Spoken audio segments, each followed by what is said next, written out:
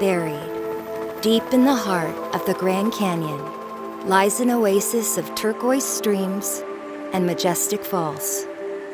The Havasupai Reservation in northern Arizona holds mainly rough terrain, these beautiful waterfalls, and the village of Supai, where most tribal members live and work. Every day, from February to November, the tribe allows as many as 500 visitors to set up camp between an iconic set of waterfalls, Havasu and Mooney. But in this otherworldly setting, there is an ugly and horrible reality. The horses. Every day, these horses and mules are overloaded with heavy packs, coolers, and other supplies, then forced uphill to the trailhead, 10 miles, where they are reloaded with new packs and supplies. Or even worse, left all day in the blazing sun, then often forced to run the 10 miles back to camp without water or food at any point in the oppressive Arizona heat. These are not isolated incidents of abuse, nor are they the result of ignorance or poverty. I started SAVE in February of 2016. I was living in Flagstaff, and I was just fed up with continuing to hear stories from people who had been down in the Havasupai Reservation and what they had seen regarding the pack animals. It is in part an economic strategy, the way some of these wranglers operate, because it is easier and cheaper to just replace their horses, so they just work them to death. The tribe makes millions of dollars off of tourism.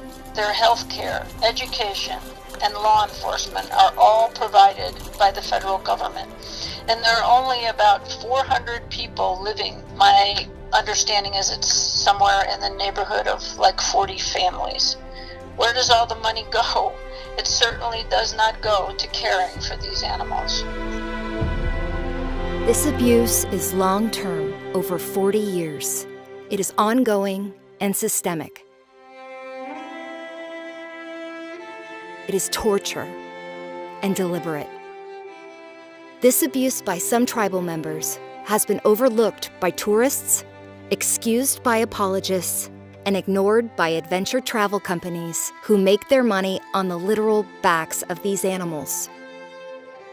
Havasupai's popularity with tourists has skyrocketed as travel writers ooh and ah over the waterfalls. But more trips mean more abuse of more horses, donkeys, and mules. Most tourists ignore the animals' plight. Some just look the other way. Others are ignorant of what they see, while travel writers say nothing about abuse in their blogs and magazines. The appalling pain and suffering these pack animals endure every day must not go unnoticed by anyone. Their wounds are not invisible. The blood dripping from their bodies is not invisible. It spatters the trail to Supai. These pack animals need everyone to notice their suffering and act. They need every witness to speak out, making formal complaints to the Bureau of Indian Affairs and to the Havasupai tribe, as well as contacting SAVE. The solution relies upon the public. Anyone considering a trip needs to be aware of the abuse, knowing that using the pack animals makes tourists an accessory to the crimes committed against these helpless animals.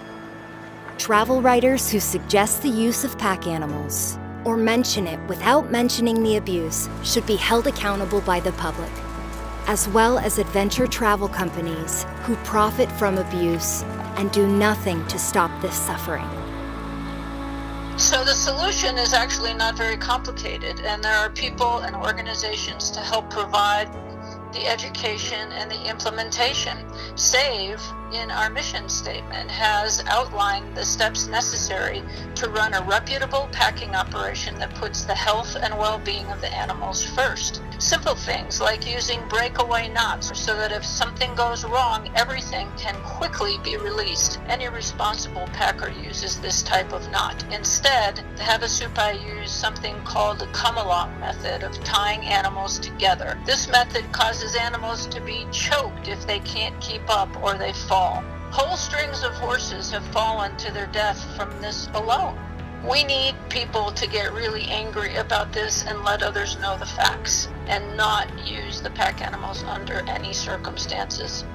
The fix is available and actually exists in the neighborhood in Grand Canyon National Park that runs a packing operation. Those horses are happy, healthy, they're walking, and they're not carrying too much weight.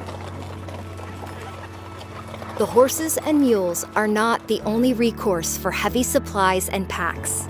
There is a helicopter service to Supai 4 days a week. With public pressure, that service could become an easily implemented, better alternative. Longer-term solutions, such as a tram system, are possible.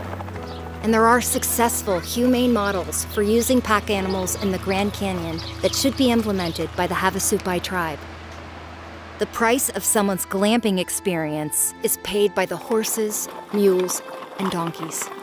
In beatings, starvation, dehydration, injuries, and inexorably, death. They should not suffer for your vacation. For more information and ways you can make a meaningful impact, please visit havasupaihorses.org. Campers must practice responsible tourism. Please do not use the pack animals. If you can't carry your gear, don't go.